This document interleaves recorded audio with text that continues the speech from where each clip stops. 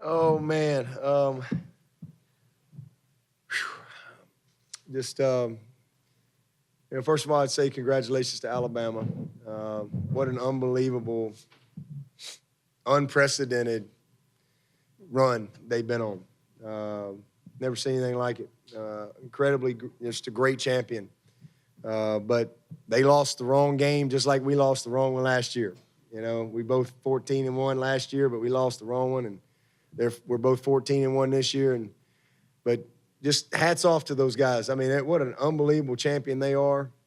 What a fight, you know. I don't know if I can. I don't know if I'm going to be able to stomach watching that one anytime soon.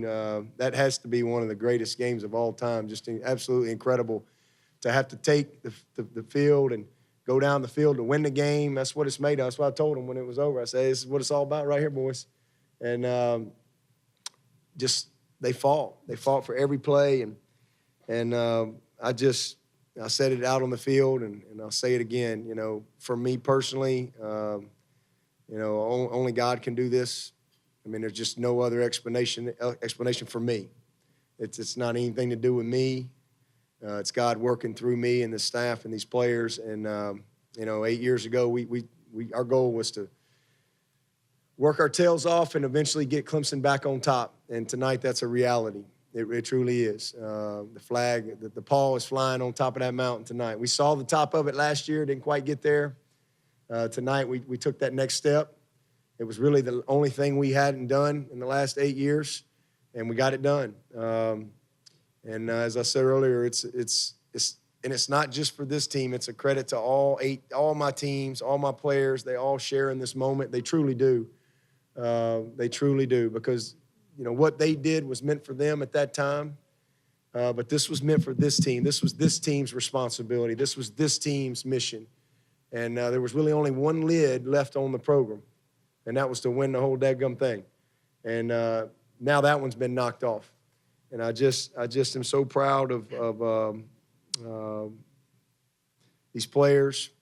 When I came to Clemson as an assistant, I saw the theme of the playoffs was chasing greatness, right? That's what it was. And when I came to Clemson as an assistant, I truly saw the greatness and the potential of Clemson University. And I can't tell you how humbled I am, blessed, and so thankful to be a part of helping get Clemson back on top. This moment, 35 years, and doing something that a lot of people didn't think we could do. And I'm just so thankful for that opportunity, and I'm excited about continuing to help Clemson be the best. I truly am. And we're going to work our tail off. And as I said out there earlier, I mean, one thing about our team is once we've done something once, we've done it again. We needed to win one division. We've done it 5 times. We needed to win the league. We've done it. We've done many things many times, but this one we hadn't. And hopefully we can win a few more before they put me out to pasture. But I'm just so thankful. I'm proud of these seniors. Led by this guy right here. These seniors have just been unbelievable. The way they've worked and fought all year, their belief, the leadership. They're all graduates. This guy graduated in 3 years. He's the best player in the country. If anybody doubts that right now, it's just ridiculous. As I said earlier, and I'll say it again, he didn't lose out on the Heisman. The Heisman lost out on him. They lost out on an opportunity to be attached to this guy forever.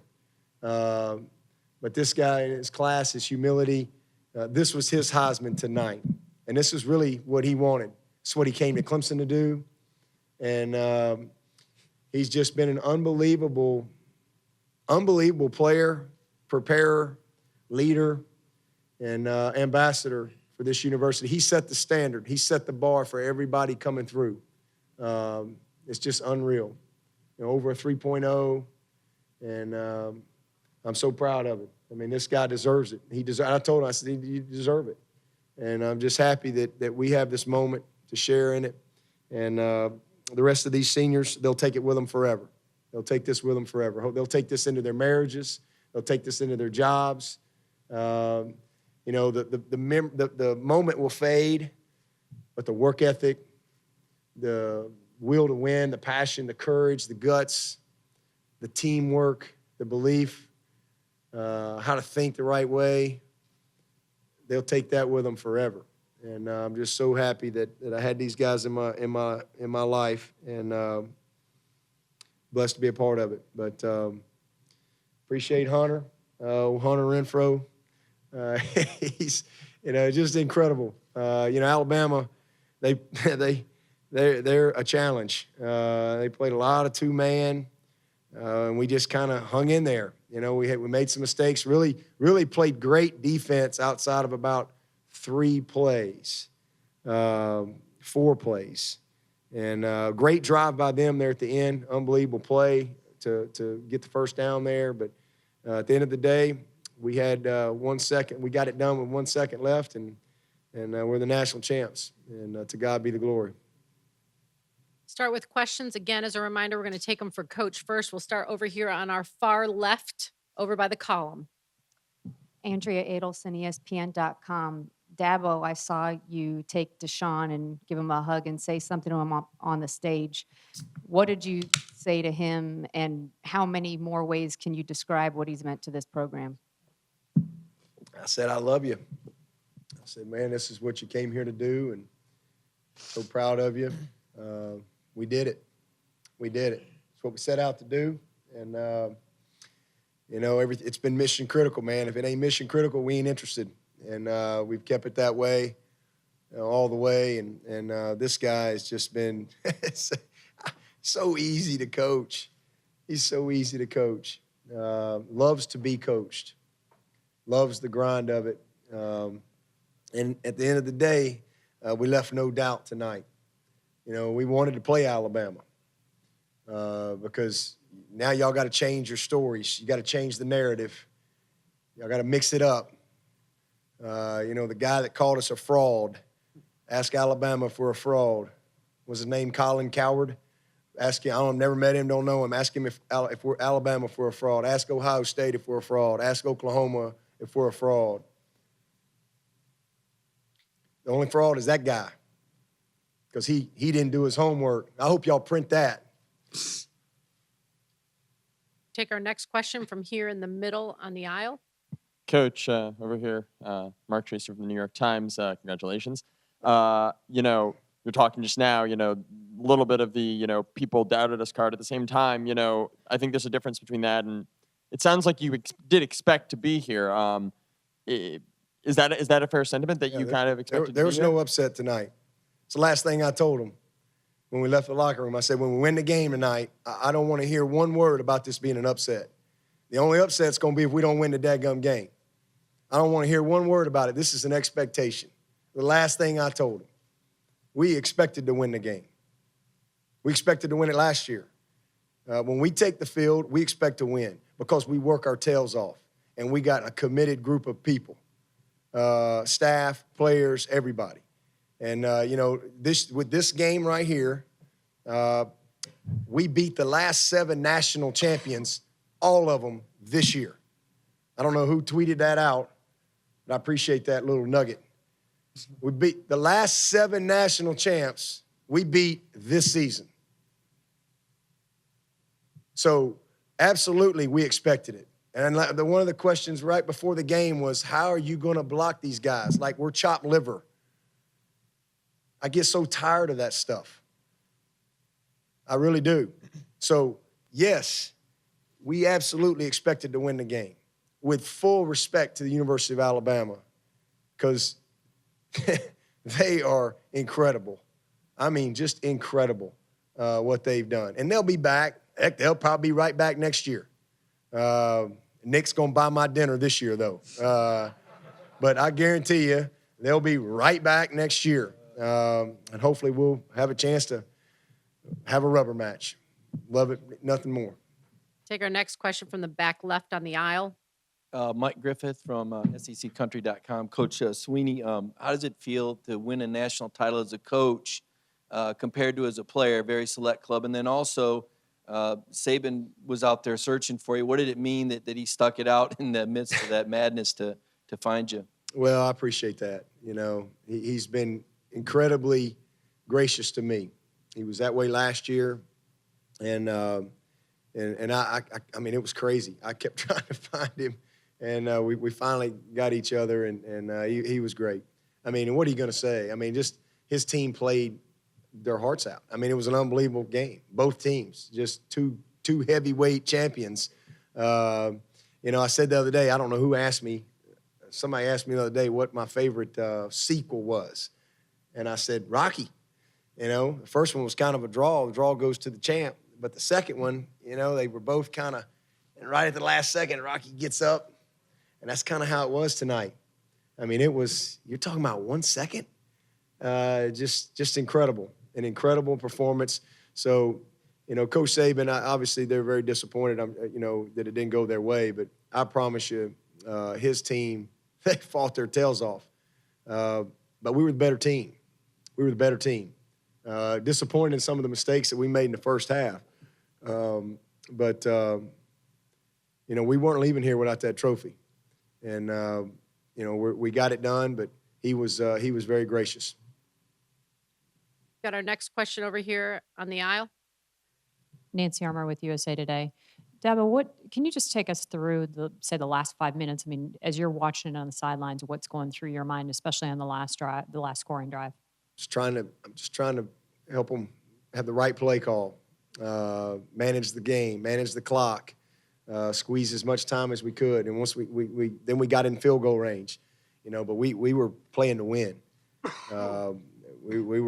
I'm putting it in number 4's hands, and we would have kicked the field goal if we'd had to right there on that last play. If we'd have just had a couple seconds, we would have kicked it and gone to overtime. But we were playing to win and making sure that we had the right call.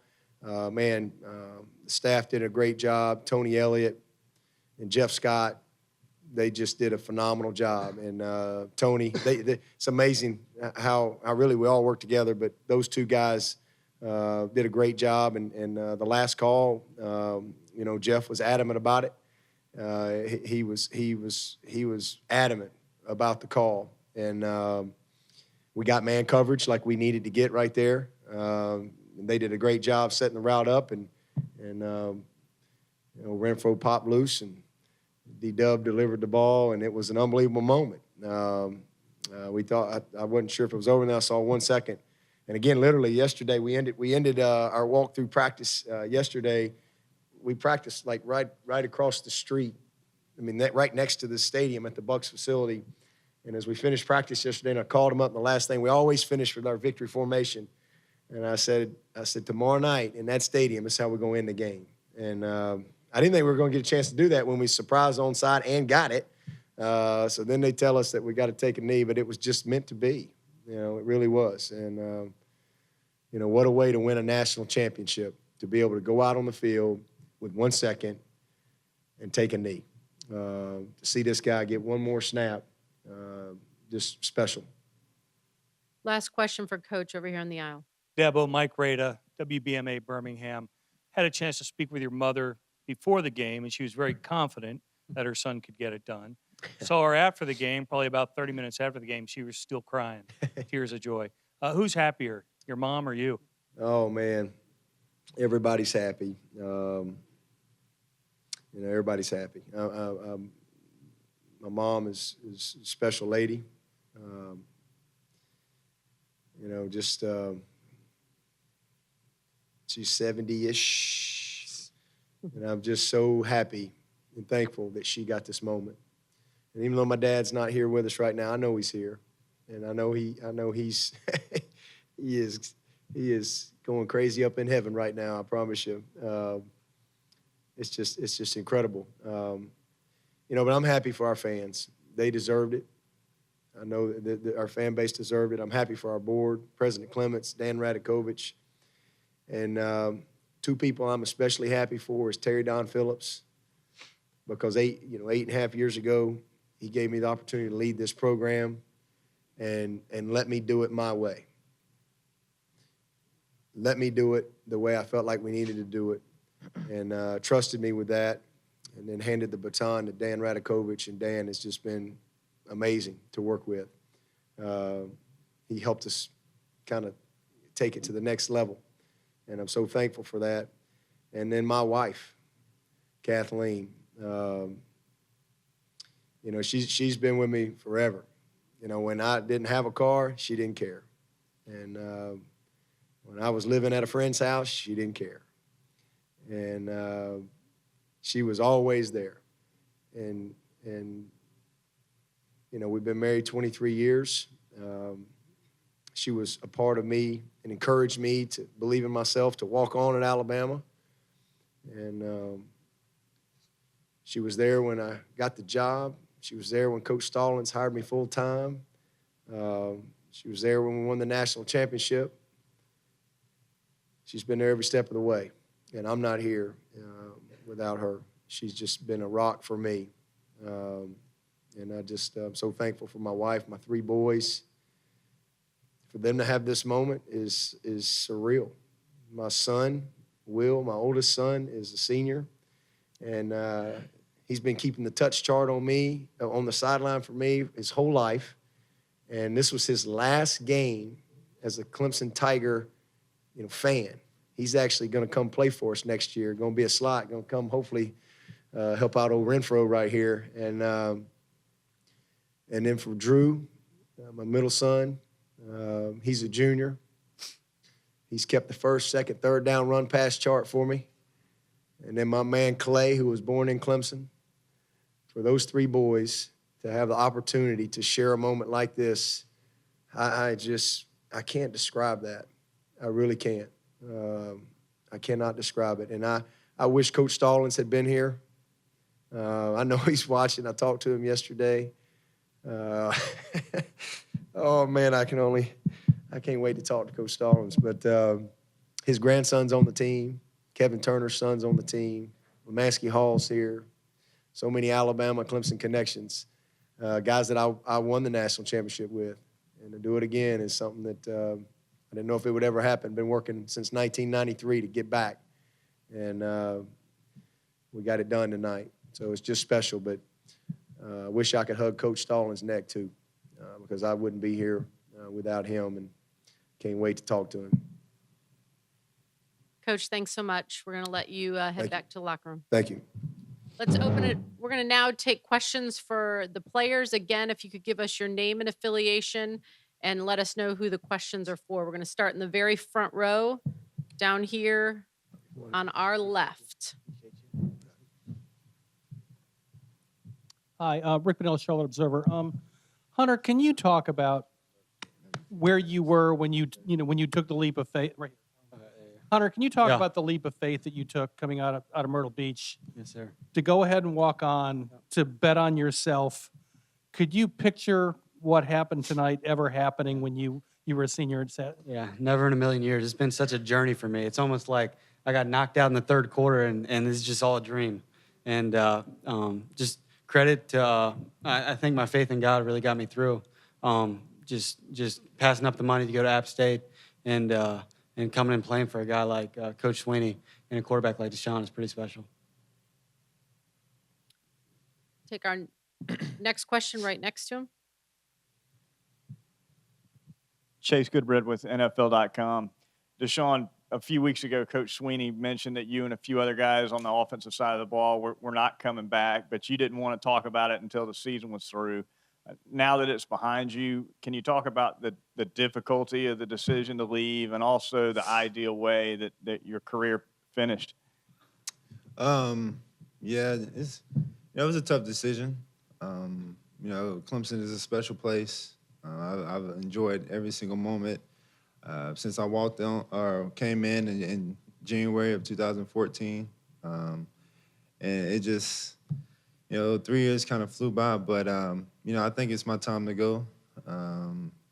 Just kind of ended with a bang, and I felt like Coach Swinney knew, my time was up. I've enjoyed, like I said, the 3 years, and I just wanted to, sign my name and end it, with an exclamation point. And I think I did that, and just moments like this I never forget. Clemson, was the best 3 years of my life, and created me, as the person I am today. Through my faith, as a citizen, as a football player, and as a student. I've learned so much, and it's been special. Okay, we'll take our next question over here on the right side of the aisle. Nancy Armour with USA Today Sports. This is for Deshaun. You had said after the Heisman that you wanted to win the trophy that no one voted on. What was going through your mind, especially the last, you guys scored, then they scored, and then you had the last drive. How much of that was in your mind that you could win that one? Oh, I knew it. We work on 2-minute drill pretty much, almost every day in practice whenever we have time. But, I just, flashback from last year when, they scored and, when we scored and then, we were down 5, but we ran out of time. But I just smiled right when they scored. I seen the 2 minutes and 1 second on the clock, and I just smiled and I just knew, told my guys, hey, let's be legendary, let's go be great. And I told myself, they left too much time on the clock. Last year they ran out the time, but this year they gave us, a little bit too much. And I knew that my guys was gonna make plays, and I knew my offensive line was gonna give me time. And just thankful for the people I have around me, just believing in me to get them the ball, and those guys making big time plays. And we just drove down, and I knew on that last play that something we always work on. If Tay just do his job, Renfrow was gonna find a way into the end zone, and that's what he did, and we pulled it out. Quick heads up, Clemson's locker room has less than 10 minutes if you need to head there. We're going to take our next question from the right side of the aisle right here. Mark Myers, Associated Press Broadcasting. Take us through that last play, and you realize there was very little margin for error. What did you see in that last play, and you realized that, another second or two, and you would have run out of time? Just kind of slowed down the moment. Just kind of, smiled to myself and just knew, because I knew that we were inside the 5, and I knew they're going to play, straight cover 0 man. And I knew just if Tay make his block and get the little pick, Renfrow, like I said, was going to get in the end zone. And, I just kind of smiled, and I knew before I even snapped the ball, it was going to be a touchdown. And all I had to do was just get the ball to him. And, I just, slowed down a moment. Everyone made their blocks and did their part, and, I did my part, and we pulled it out. Take our next question from the back left. Bill Bender, Sporting News. For both of you guys, a lot's been made about how tight-knit the community is at Clemson, how you guys are that kind of feel-good college football program. So what separates your program, makes it unique, and this national championship unique maybe from other schools? It just starts with the man that was just sitting here, Coach Swinney. It's just all about joy, and it's not all about football. It's about being the best man you can be, the best student you can be, and I feel like football comes last. And I think if you be a great citizen, a great student, and just do the right things, football is going to take care of itself. You've been doing football your whole life, and so it's more than just putting on the helmet and shoulder pads and going out there and playing. He cares about the heart. And, it just starts from there and the culture, and it kind of just spreads throughout the program. And, Clemson is just a special place. And that's one of the reasons why I picked there, because, it's something you can't really explain. You just have to go visit and see. And, once you step on campus and, you don't even have to go visit a game, but, tour the school, you would just feel the vibe. It's just joy, people happy, students are happy, and everyone just respect one another. And it's just great. I'm going to go over here. I'm sorry. Go ahead, Hunter. Sorry. I think Deshaun hit the nail on the head saying football's last at Clemson. I think Coach Swinney really does try to serve our hearts instead of our talents. I know we've said that before, and I think that's why he's so special, and that's why he's the greatest coach in college football. We're going to take our next question over here on the left-hand side of the aisle. Deshaun, Mike Bianchi from the Orlando Sentinel. Can you talk about how fate sort of brought you to Clemson? I think I heard you say last week at some point you wanted to go to Florida originally, and how sort of fate brought you to Clemson and why you made that decision. Growing up, Florida is my dream school. Huge Urban Meyer fan, like I said before. I love Tim Tebow, Percy Harvin, all those guys, and I just wanted to go there. But I found Christ, when I was in 9th grade. And I just started, praying on my decision. My mom got sick, and so, it was kind of, she was praying about it. She knew everything was going to take care of itself, and she just wanted me to go play football and just keep praying and make sure I made the right decision. And I've just felt like that day I committed to Clemson, God was talking to me, and I just felt like the time was perfect, and that's what I wanted to do. And I stuck through it, and it was the best decision of my life. And I just thank all the people that was a part of it and just gave me the opportunity. Take our next question from all the way over on the far left. Deshaun, when you were describing just a little bit ago what was going through your head before the touchdown pass, are you aware at that moment of what's at stake there? Are you thinking, I'm going to score the touchdown? Are you thinking, I'm about to throw a touchdown to win the national championship? Just kind of throw a touchdown. But, just everything, like I said before, I just quiet everything. I couldn't hear the crowd. I couldn't, really, I was just in my zone. And, I just felt just a peace. And, it just kind of just went through there. And once I threw the touchdown, just kind of ran off. And, at that moment, honestly, it's like a blur. Only thing I remember is Renfrow. Going to the sideline, I'm just sitting there, and the guys just coming over there. That's all I really remember. It just happened so fast. It was just incredible. Next question, right here in the middle. Deshaun, can you talk a little about the trust that Hunter has built up in you? I mean, obviously he came. I mean, he wasn't a scholarship athlete when he first came here. And it's really obvious over the last 2 years about how credible he's become in the program. He's just one of those guys that came in from day one and just went to work. And, he started off on scout team as a freshman, because he was a walk-on. And, all the guys on defense were saying that, hey, Hunter's going to be special. And, he just kind of, whatever he's doing today, on the level he was doing that on scout team. And all the defensive guys were getting mad and pissed off. So Swinney, one day kind of went over there and watched him. And then, hey, let's move him over here. And we needed a guy to, kind of be a spark to this offense. And, what he plugged in and kind of the sky's been the limit for him. And he just always go to work, never complains, never, draw attention to him. He always try to, find a way to do his job and play his role and help the team win, regardless if he scores touchdown, catches balls. And then he knows what the defense is doing. He studies film all the time. So, if I see something and if it's, if he sees something, he'll come over and tell me what they're doing, how they're playing them, and we'll correct it. So, he's just a guy that goes to work and just special and just brings joy, makes everyone else around him better. We're going to take our last question from the far left. Yeah, Dan Wolken, USA Today. Hunter, at what point did people stop thinking of you as, the walk-on guy? Was it last year against Alabama, or was there some point before that? And also, they said in the locker room you played every snap, and you maybe had to get some fluids. Just what did it take for you to get through, to the end of this one? I feel like definitely nationally last year I kind of got some recognition in the Alabama game. But it really started at 2 points, I feel like, over the last 2 years. It's crazy to think about a year and a half ago, I was a walk-on still. Nobody really knew about me. But like Deshaun said earlier, practice, it all started in practice. I went against 2 years ago, Mackenzie Alexander, Stephon Anthony. Those guys were the number one defense in the nation. And that's something I've carried over that if I can get open against those guys and the guys we have now in practice, then I can get open against anyone.